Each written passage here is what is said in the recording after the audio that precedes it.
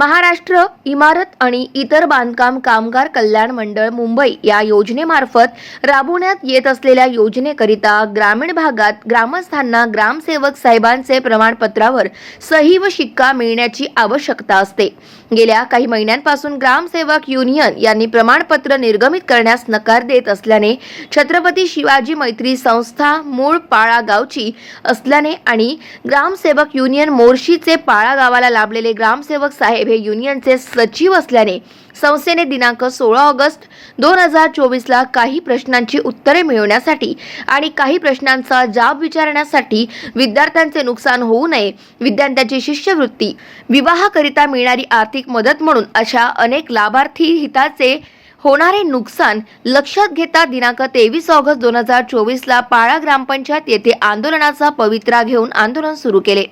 तब्बल 3 तास तडफदार उन्हात मैत्री संस्थेची जोड असलेले महिला मंडळ आणि लाभार्थी यांनी आंदोलनस्थळी आपले प्रश्न उपस्थित करून नारेबाजी करून मागणी धरून ठेवली। आंदोलनस्थळी तालुका मोर्शीचे श्रीमती उज्ज्वलाताई ढोले, बीडीओ मोर्शी तालुका ग्रामसेवक युनियनचे अध्यक्ष श्री प्रवीण श्रीराव,